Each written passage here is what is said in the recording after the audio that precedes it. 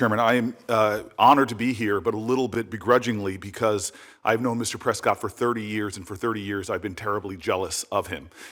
We met each other at Yale Law School, where he was clearly more intellectually gifted than me. We both wanted to make a difference in the world, but I quickly stumbled or descended into the world of politics while he rose to the higher calling of focusing on national security. And finally, if you look behind him, at home right now I have dead plants. He has a beautiful family. A beautiful family here. So I'm a little bit here begrudgingly, but I will try to give the truth and nothing but the truth. At Yale, there were a lot of really smart people, but as Mark Twain said, you never confuse your education with your schooling.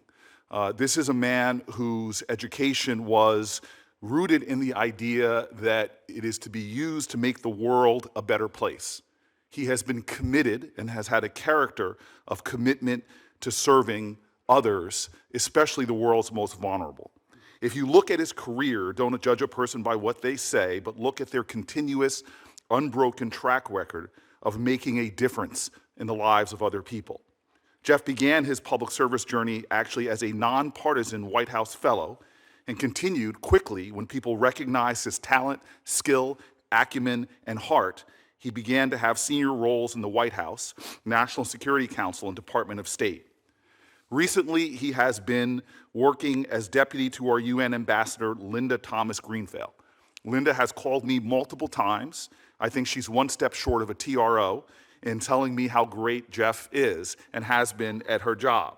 She says quite clearly he walks the walk, and he has been making a significant difference on behalf of the United States and the United States agenda, as well as other nations in the world, on a range of critical issues affecting national security and global security. I will say that I'm very pleased that he's now focusing on an issue that is dear to my heart and a major focus of my office, which is food security. Jeff, at the helm, alongside Ambassador Linda Thomas-Greenfield, have been leading in the formulation of the U.S. response on every food security and humanitarian crisis over the last 3 years. He's worked to isolate Russia in the UN Security Council following Putin's invasion of Ukraine, marshaled a global humanitarian response to the war and its consequences, and worked with others to take every measure possible to maintain the flow of Ukrainian grain to the world. He is really one of those behind-the-scenes actors who is a humble hero on the world stage.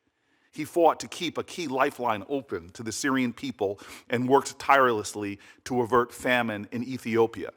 Jeff has also organized summits to bring together world leaders to galvanize action to address the unprecedented magnitude of the global hunger crisis. For as long as I have known this man, I know his heart, I know his head, and I see every single day that his ambition is not for personal fame, it's not for some partisan agenda. His ambition is about his moral compass, which is always pointed towards service. Love of country is not just putting your hand on your heart, it's reaching out your hand to others, and he has demonstrated that.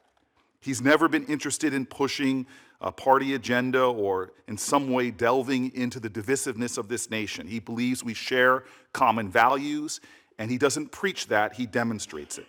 Jeff's character and expertise make him the right person for this role at a critical time.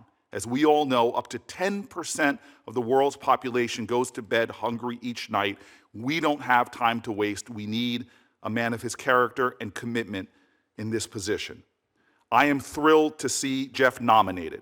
I am jealous that he continues to show such distinction in his career and challenge me. I've got work to do to keep up.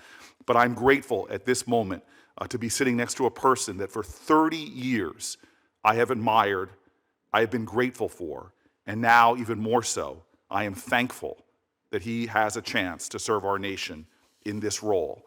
I urge colleagues on both sides of the aisle to please support his nomination.